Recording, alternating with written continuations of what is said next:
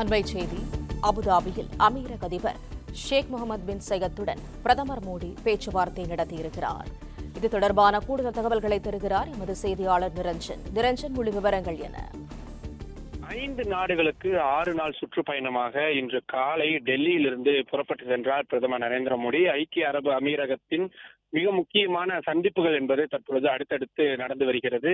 உலகளாவிய அளவில் ஏற்பட்டிருக்கக்கூடிய பொருளாதார பிரச்சனைகள் குறித்து பிரதமர் நரேந்திர மோடி இந்த ஒரு பயணத்தை மேற்கொண்டிருக்கின்றார்.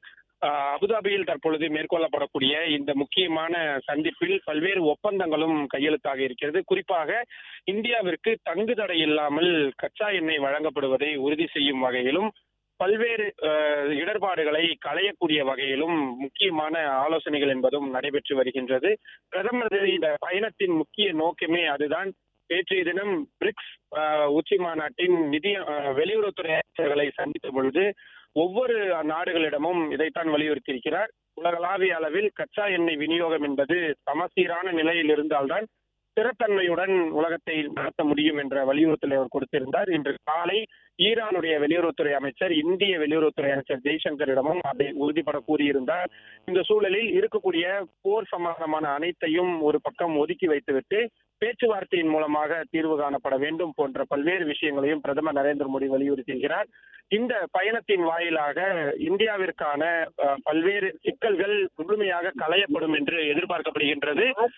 இது மட்டும் இல்லாமல் அடுத்தடுத்து முக்கியமான சந்திப்புகள் ஐக்கிய அரபு அமீரகத்தின் வெளியுறவுத்துறை, அதே போல கச்சா எண்ணெய் பயன்பாடு துறை போன்ற பல்வேறு துறைகளைச் சேர்ந்த அதிகாரிகள் மற்றும் அமைச்சர்களையும் அவர் சந்திப்பதற்கு திட்டமிட்டிருக்கின்றார். அதற்கு பிறகு நெதர்லாந்து உள்ளிட்ட ஐரோப்பிய நாடுகளுக்கும் அவர் சுற்றுப்பயணம் மேற்கொள்ள உள்ள சூழலில் அதற்கு முன்பாக தற்பொழுது அமீரகத்துடனான ஆலோசனை என்பது அதிமுக்கியமானதாக பார்க்கப்படுகின்றது. ஏற்கனவே பெட்ரோல் விலை மற்றும் டீசல் விலை இந்தியாவில் உயர்த்தப்பட்டிருக்கக்கூடிய சூழலில் வரக்கூடிய நாட்களில் மேலும் அதை உயர்த்தாமல் என்னென்ன மாதிரியான வழிகளை எல்லாம் மேற்கொள்ள முடியுமோ அதை அத்தனையும் இந்த வெளிநாட்டு சுற்றுப்பயணத்தின் பொழுது பிரதமர் நரேந்திர மோடி மேற்கொள்ள இருக்கின்றார்.